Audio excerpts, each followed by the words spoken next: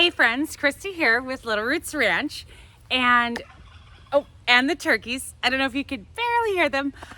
Anyways, it is almost the end of June somehow. I'm not exactly sure how this year is going by so fast. And it's also been a pretty wonky June.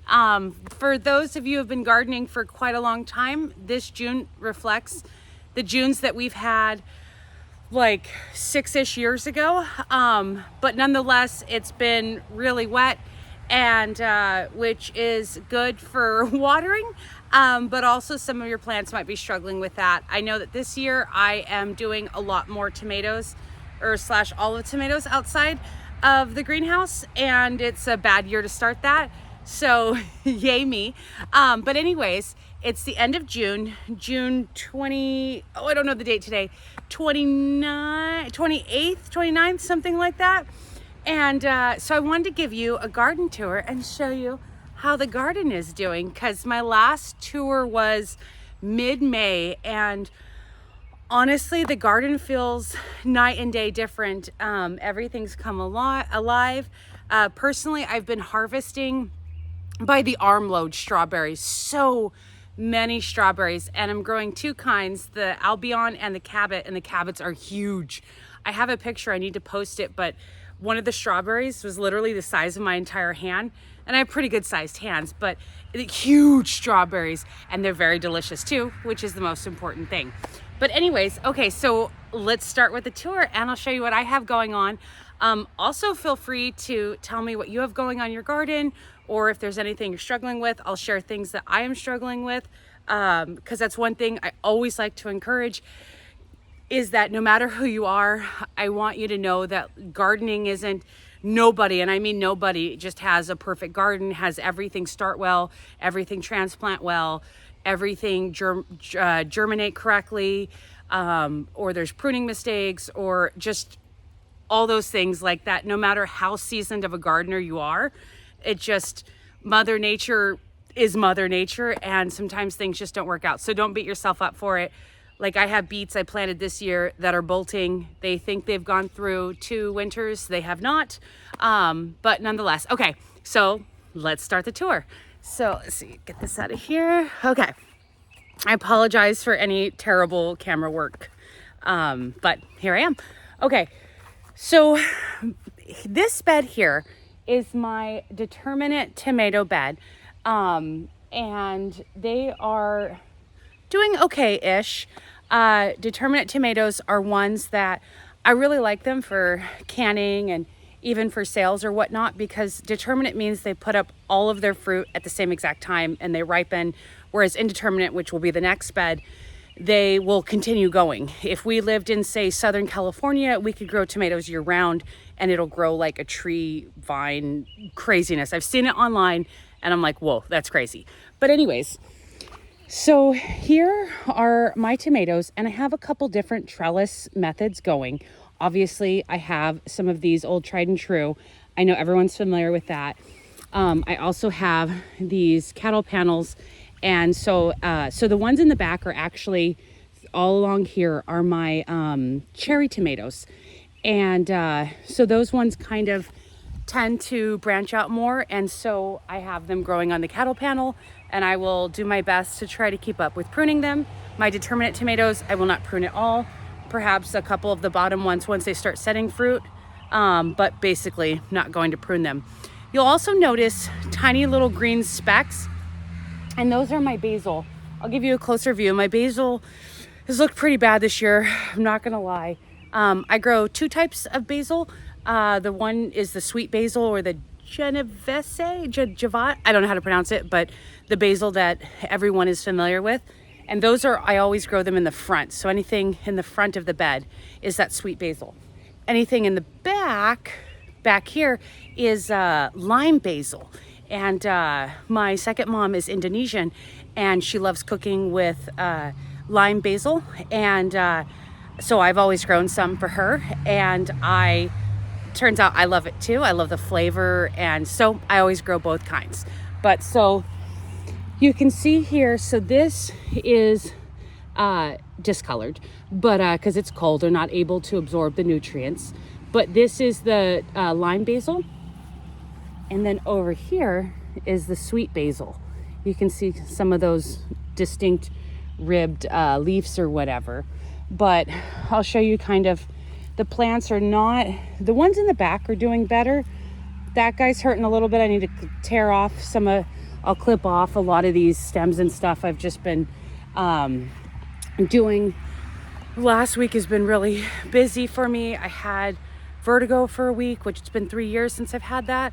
But also all this year, or 2024, 2023, I had a German exchange student and she went home last Sunday. So there's a little bit of a hole in our hearts. But anyways, so I've been neglecting the garden a little bit, but now I'm getting back and, you know, making sure everything's growing well. But anyways, continue to show you some of the tomatoes there. I'm getting some flowers, as you can see. And these are just, well, that's a wooden thing and that's a bamboo pole. And so these are my tomatoes. And then I'll show you my other tomato bed, which is right here. Let's see what you can see. So right behind me, right here. And so these, it's kind of hard to see because they go up to right there. So if I'm standing next to them, I'm like almost 6 feet tall. But like, it's basically because the raised bed, so they're really tall. But these are my indeterminate tomatoes, and for whatever reason, all of these are doing better. You'll notice they have the lush color.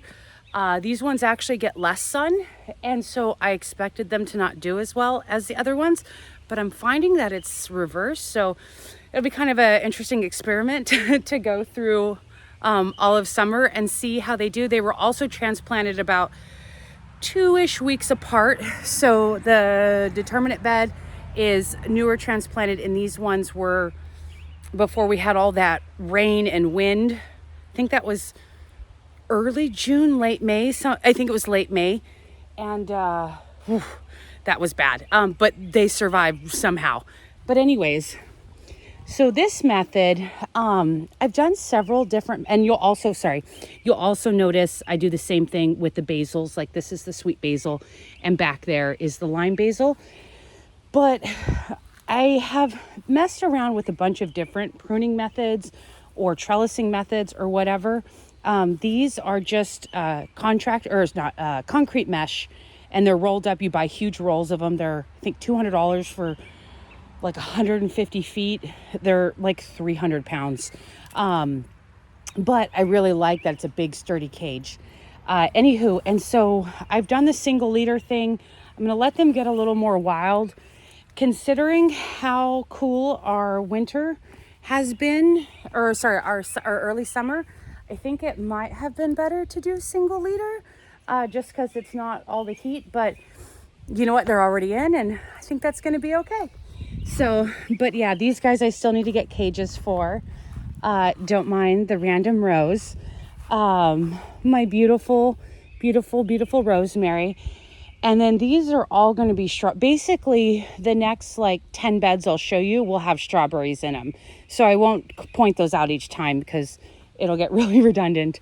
But I do have a couple random tomatoes here, and I'm going to single leader these ones. And I have bamboo stakes from a neighbor of mine, and I will tie those up. These are zinnias going down. You can kind of see them doubled up through there. And those I got as seed packets from Floret, actually. And I left them a little bit too long in the cell trays because I was using Promex and wasn't adding like any compost or additional stuff. So they were a little stunted. So they're kind of coming back, but I was hoping they'd be a little bit bigger by now. But at some point they'll hopefully have beautiful blooms, and well, that's always important. And then I've also got my peppers kind of mixed in through here. I was thinking that if my peppers were getting too big or looked like they were suffering, I would just pull some of the zinnias. But my peppers actually are not looking so great. I have no doubt in them bouncing back. It's just been so cold. So I've kind of got, I guess, the tall skinny ones that are lighter green. One thing that makes it hard for like heat loving plants is that whether it's pH or temperature, a lot of times, and I see this a lot in like local gardening groups or whatever, where folks will say, you know, like a plant will look like nitrogen deficient or nutrient deficient, whatever. And they're like, well, I'm giving it lots of fertilizer and stuff like that. But less often pH, more often temperature, is that if the elements aren't right for your plant, they actually can't like absorb them, you know. And so that's why a lot of times you'll see discoloration if we have like a colder snap or something, like on the tomatoes, peppers, whatever, and then they'll get like that purpleness, and then it'll kind of go away when things warm up. That's why. So it's always nerve-wracking to wait it out and be like, oh, you guys look terrible. But once the heat starts returning, though today was hot as heck, it's not hot right now. I was outside working, so that makes it always a lot hotter. But then you'll start to see the color return, and that's always amazing. I've been picking strawberries by the armfuls. I still have a whole bunch. I just keep making rounds. There's a couple more tomato plants. The garden's definitely been kind of get it wherever I can. This is my little loofah. I have one on the other side, and I'm just waiting for it to take off. It's been cold, so it hasn't been liking it, and that's okay. I understand that. Over here, we have, it's so green. We have on each end, so this plant, as well as the one over there. This one is obviously looking really beautiful, but this is zucchini. And so one thing sometimes folks comment about is this white webbing that potentially might look like powdery mildew to an untrained eye. However, I always have this. I don't know I use different seeds, but I always get that white webbing. So if you have a very young plant, and obviously we're not at the end of the season or getting near, and you have that white webbing, odds are that it's not powdery mildew, especially because it's really distinct. Like it's in some areas, but not in others. Whereas powdery mildew will look like if you were to take powdered sugar and put it on like a crepe or pancake or something, where it's kind of evenly distributed, and that's kind of how you'll know the difference. The squashes that you see going along the middle there, those are, I do forget, I think they're a bush type delicata. And you might be saying like, oh, that's probably too small of an area for them. You'd be right. But I wanted to do a little bit more work on opening up some other gardening space, and I didn't get around to it. So they're going to learn to share. So they're obviously looking really good and finally taken off. Those were all direct seeded. I just put a couple seeds in each hole, and they're coming up lovely. At the end, we have the other zucchini. Then over here, I have a mixture of course, strawberries. And then I've got a couple tomatillo plants, like right here, and then one over there. And then I've got, these are the leeks farthest from the sun, so they're a little thinner. And then I've got, these are a bush drying bean. It's a black cocoa bean. I ate a lot of beans. And then strawberries again. So again, you might be thinking, well, that's a lot of stuff to kind of have in one area, and that is true, but I make sure and keep up on like watering. I have a lot of compost in here. I put decaying hay and chicken manure and stuff like down, and this was, I don't know, a while ago, but so that way I'm countering for the nutrients and not just throwing a whole bunch of things into like bad soil or whatnot. This is my biggest of my tomatillos. I love tomatillos because I love green salsa. Oh, there's a slug eating my, get off of him. Okay, pulled him off. And let's see, yeah, we covered that row. And then this row, so I think if you've seen it in other videos, let's see, can you see it? Sort of. You can kind of see each row, there we go, has the arch. The movements are always reversed. That's why I'm always like, where is it? And so I have something different growing up each one. So this very first one that's above me is supposed to be getting covered by the loofah plant that's taking a little bit longer to grow bigger than I would like, but I guess patience is a virtue. And then this one, I have these tomatoes that like to grow long and tall. And so my plan is to have, I don't think they'll reach all the way to the top, but my plan is to have tomatoes like that. Over here, I have strawberries. You can see all those delicious strawberries. I think you can see the red. I've got some marigold here planted all along, waiting for that to come up. Some more of those black drying beans, and then some more strawberries. And over here, strawberries. And then I've got the purple onions, which some of these are really big.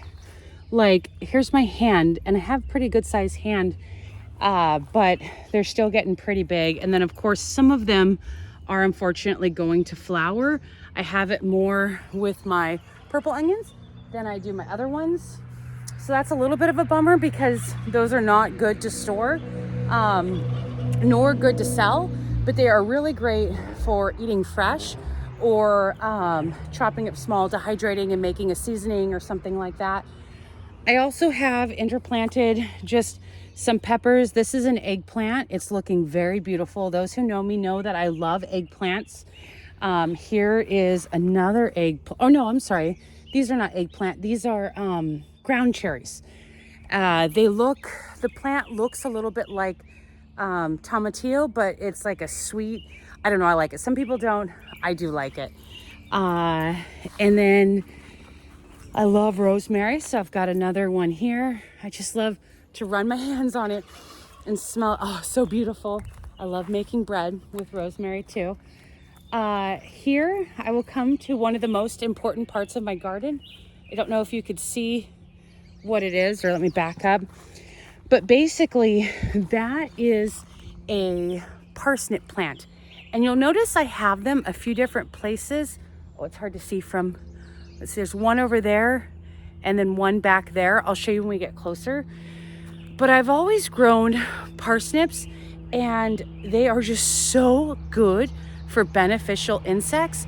And so now I've grown so many that they just come up on their own. And then ones that are near the beds, I leave because I don't see anything on them right now. But usually these are just coated in like ladybugs, predatory wasps. It's really amazing. So I always each year I let a few grow up and go to seed. Over here I've got more strawberries, more onions. My beautiful dogwood, it's fading though, but my baby Oliver is buried under there.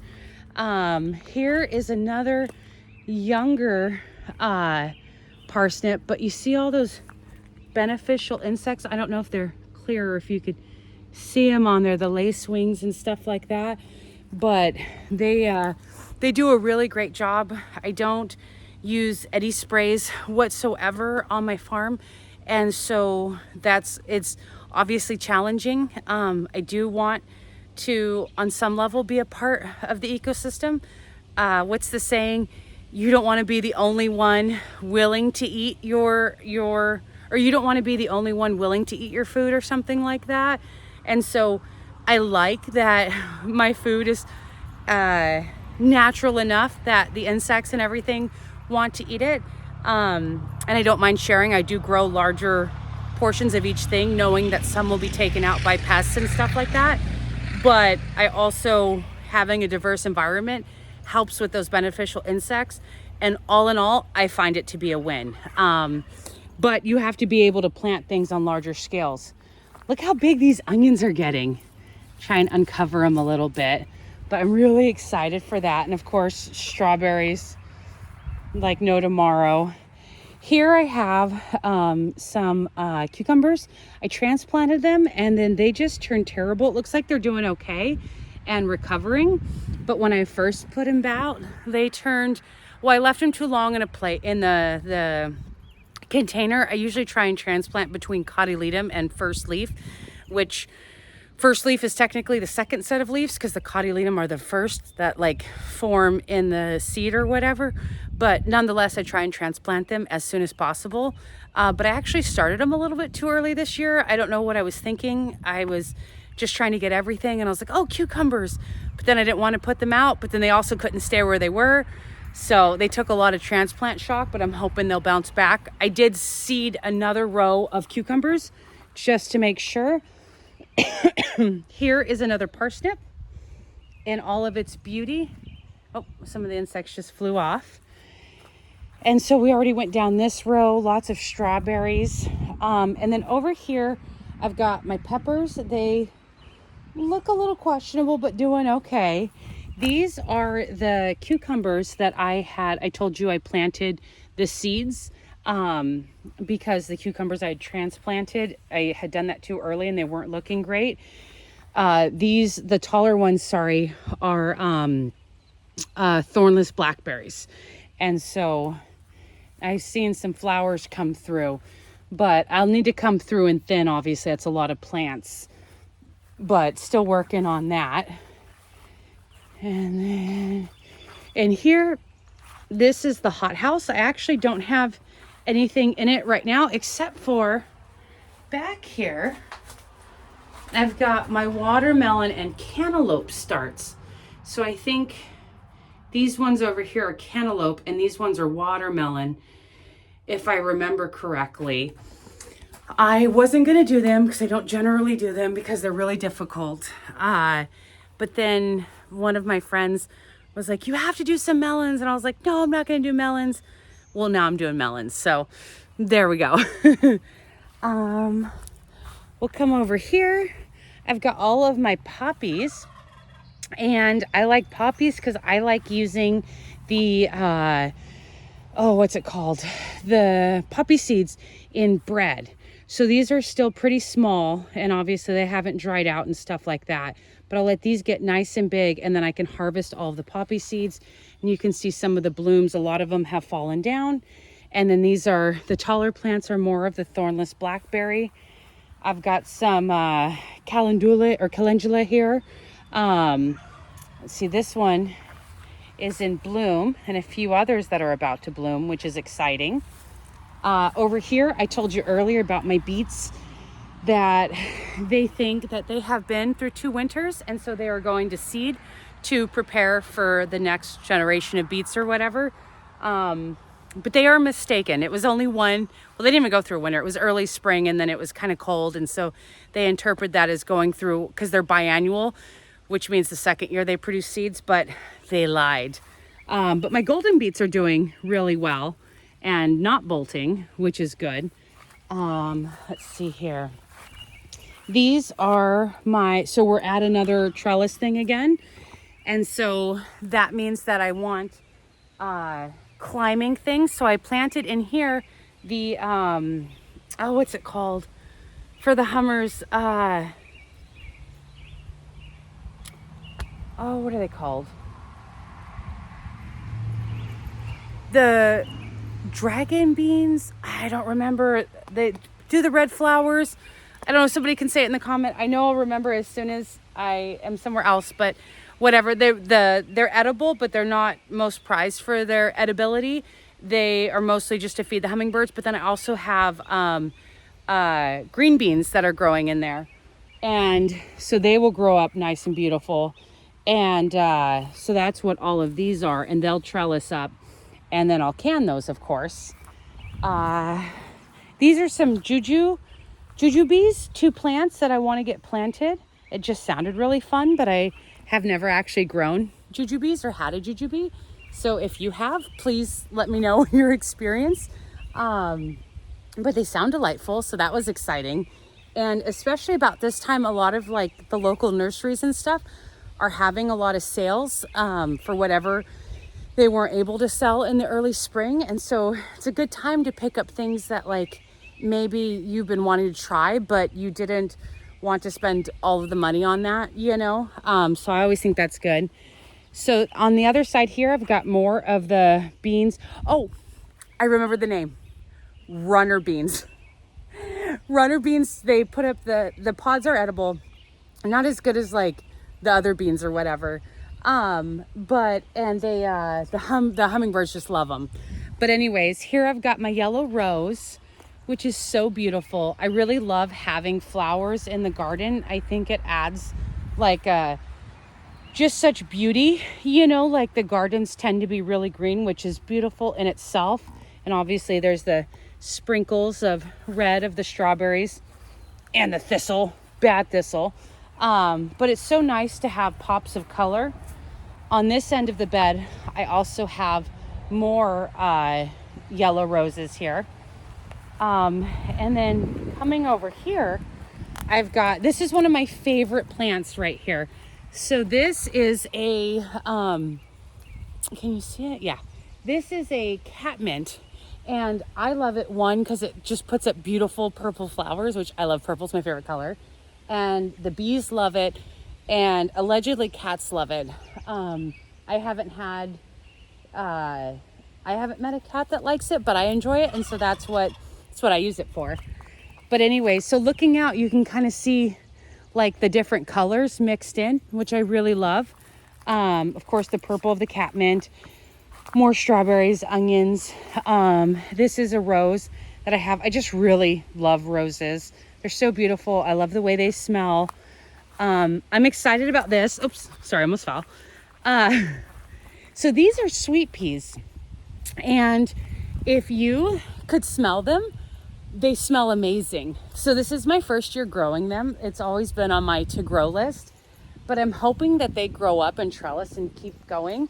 I don't know exactly how that works, or if they bloom, they're done, or whatever. I'm honestly not sure, but I really wanted them to be like that sweet, sweet fragrance. And I can tell you, they smell absolutely amazing. Totally love them. So I've got them on this side, and I've got them on the other trellis too. But now I've got these ones over here. Looks like these ones are more of like a white one, and they're still coming to bloom.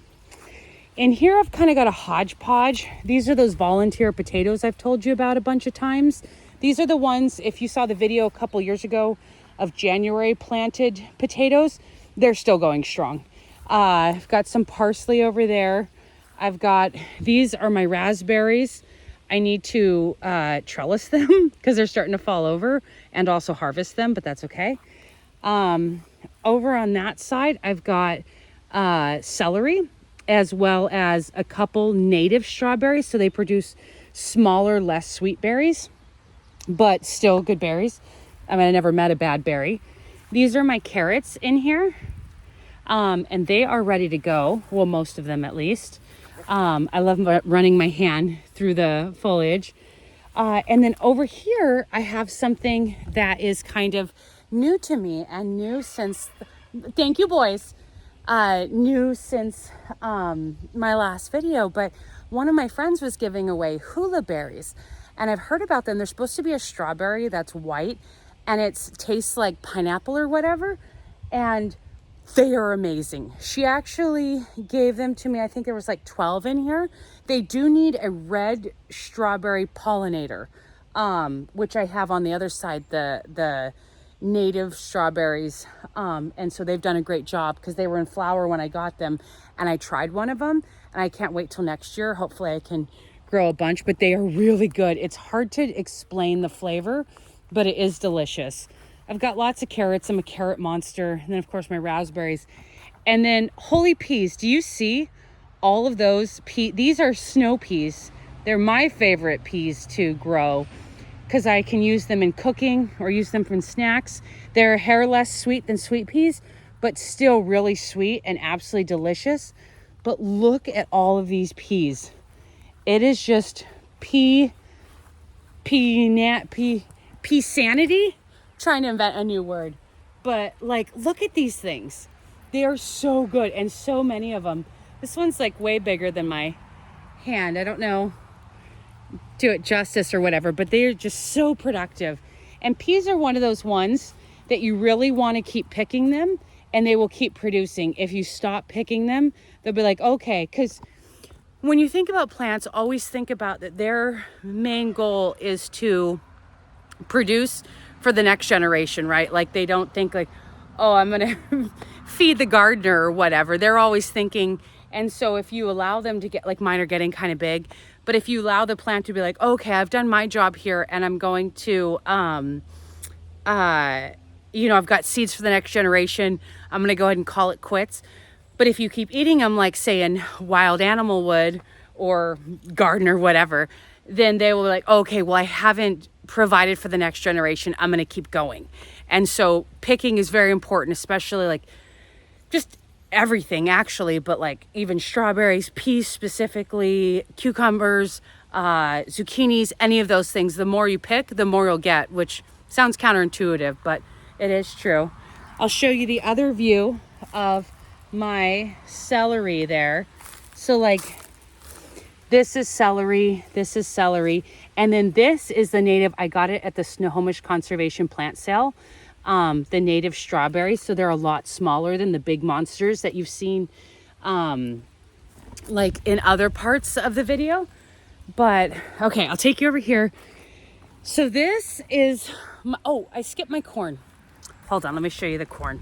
So I'm a little disappointed in the way that the corn is growing, which is going to factor into what I was going to tell you about the garlic bed.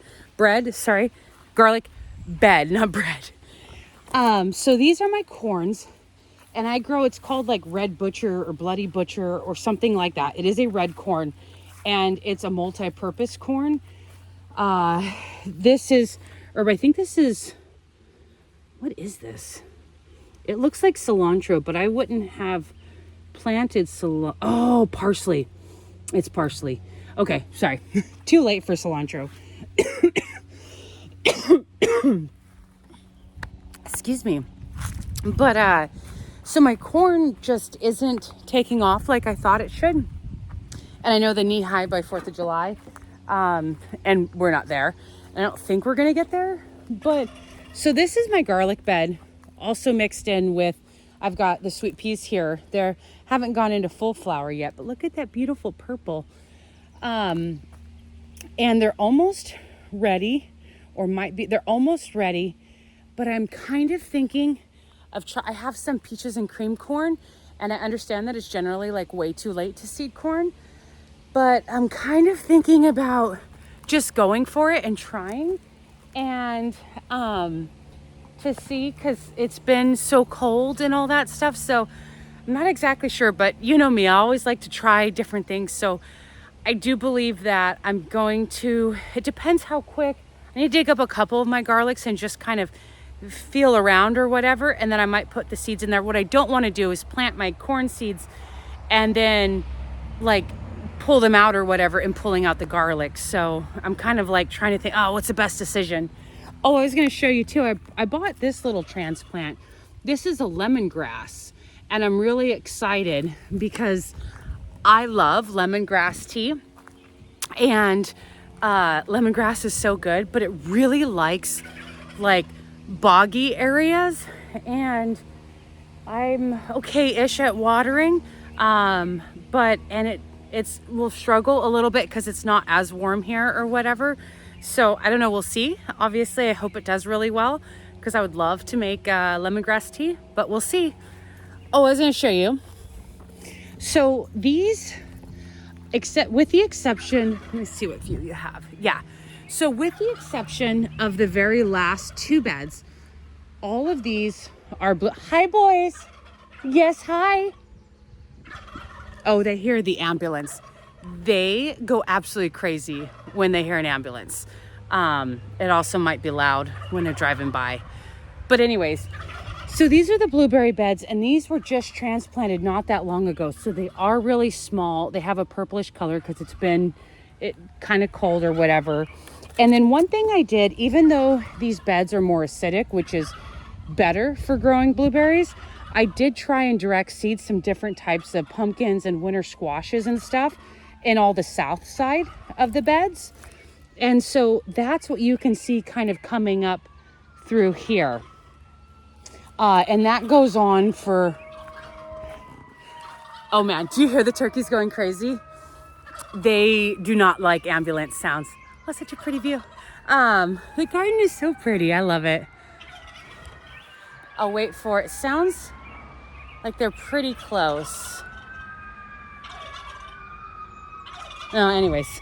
Oh, so I won't go into each single bed or whatever, but basically it's winter squash. Don't ask me which ones. I don't remember. I wrote them down in a text message somewhere. See, we'll wait it out.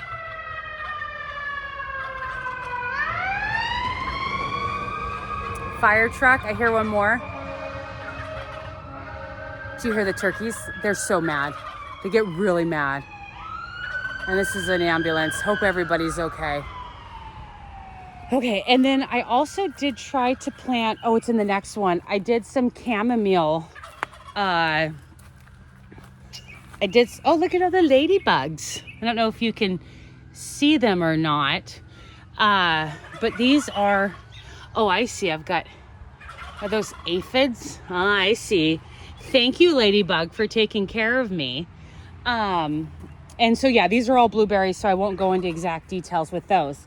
But this side of the garden is full of all kinds of stuff and looks much prettier. When the blueberries get larger in size and are producing, they will be absolutely gorgeous too. They're just not home run hitters yet. So I can't wait till they're big and full of beautiful blueberries. So here is I have a kale that was going to seed. I knew that actually. I had transplanted there. It was growing as a weed. And I like it because the flowers feed the bees. And then the chickens really love. So these are the seed pods that happen after the flowers. And the chickens really love eating them. So I left that there. I've got some thyme here. I kind of have herbs just spread all throughout. And then these are my lettuces. You can see different kinds and colors. I honestly do not remember what these are. Pumpkin or winter squash of some kind. I've got my potatoes. Look how huge they are.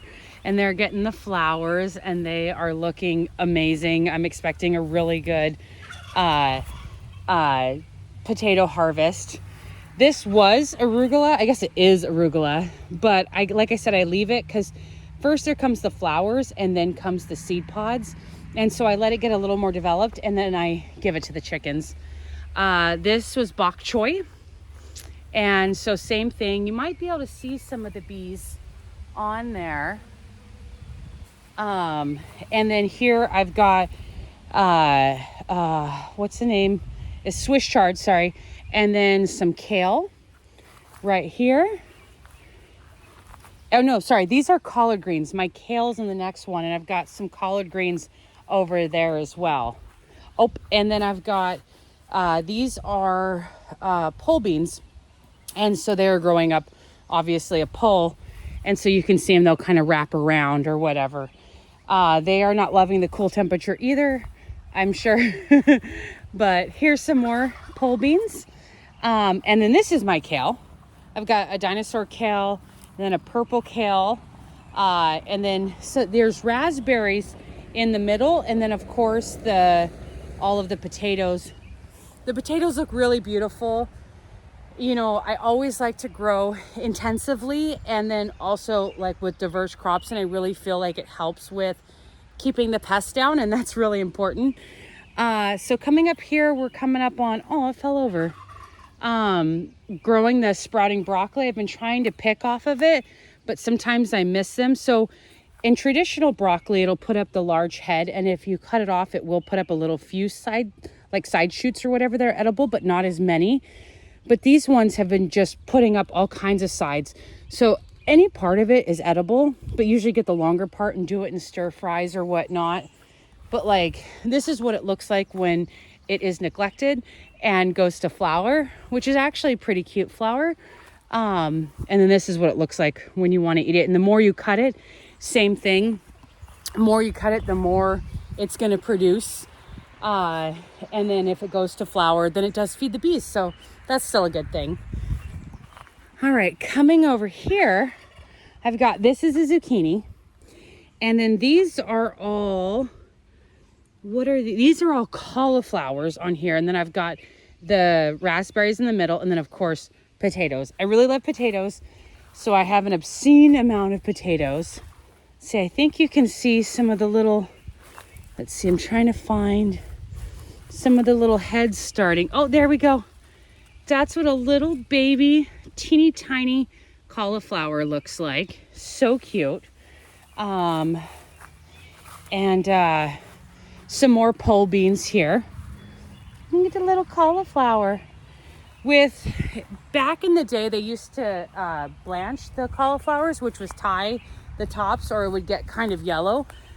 Personally, for me, excuse me, for sale, that's always a different thing because people are more sensitive to looks.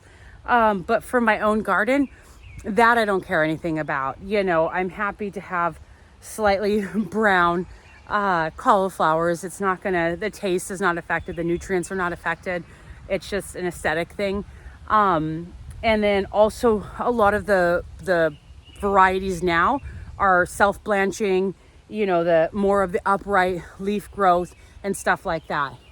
So over here are my regular head broccolis. You can see a little baby broccoli forming there. I've also got red rhubarb with those beautiful, look at those deep red shanks. Oh, I love that. And then of course more potatoes because I love potatoes. There's a little, so lots and lots of broccoli because I absolutely love broccoli. There's a little broccoli. Let's see here. And then who's mama's babies? Do you see those turkey-lurks? Hi, babies. They're so cute. Okay, so then we've got this row here, which doesn't really look like anything special. A lot of this is newly planted, and a lot of it came from the Snohomish Conservation District. And so these are all, oh man, I always say this wrong. Actually, I have it tagged. Huckleberry. I always want to say boysenberry, but they're huckleberries. And so these first 4 here, I purchased from a seller, and so they're a little bit bigger, but everything else is really tiny, like really, really tiny. And so I need to weed this bed, I know, but they're really small. So I'm definitely really far away from being able to harvest from them. Oops. Which that's okay. It's kind of more of a long-term plan anyways. I definitely need to weed that bed.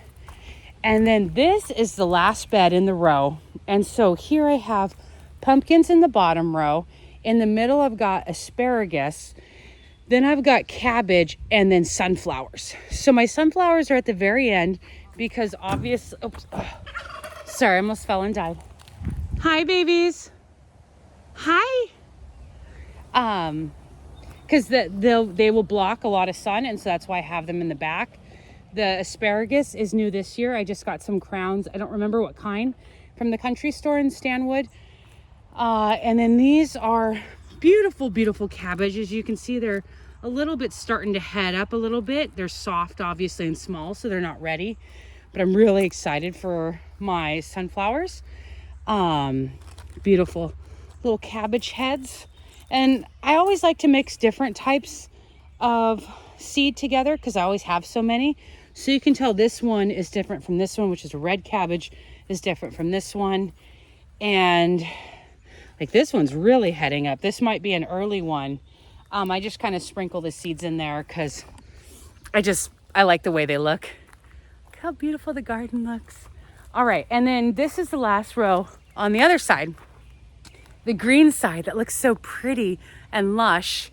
But so in the middle I have here, these are the white currants or golden currants or whatever. I've got more of that ultra red shank rhubarb because I love rhubarb. These are Chinese cabbage or Napa cabbage. They're almost ready. And I'm gonna pull them and, hi boys, and make sauerkraut. I have more potatoes here. And then of course, these are all sunflowers. I love sunflowers. I think that you should always make your garden look really beautiful because I know for me, it always makes me happy. Obviously, if you have the room and desire or whatnot. But sunflowers are really nice because I love sunflowers, but I also like feeding them to my chickens. And so I'm going to show you the bees. I don't think that they're flying right now. It feels a little too cold, but I'm just gonna check on them because I don't think I've ever showed you my bees. So we'll go back here to their little forest. I'm sure my turkeys will follow me. There's a little bit of action. Let's see here.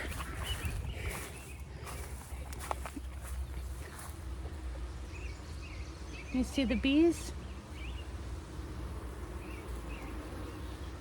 And so I've got one of the long hives, and then of course one of the traditional log strums. I don't know how to say. Hi, Critty. So that's Critty. She's one of my favorite chickens. And then here come my boys. Hi, baby boys. Are you guys here to close out the video? Huh? Can you guys say thank you for watching? Or are you getting nervous? Okay. Well, usually they talk a lot, but apparently they don't want to talk right now. But anyways, I hope you enjoyed the garden tour.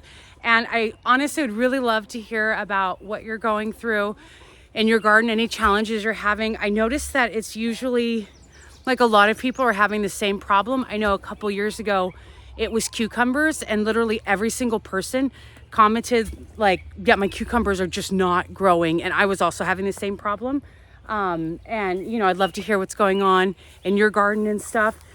And but thank you for watching and making it this far. If you wouldn't mind giving it a like or a comment or whatever, that always helps me. And happy gardening. Have a great day. Bye.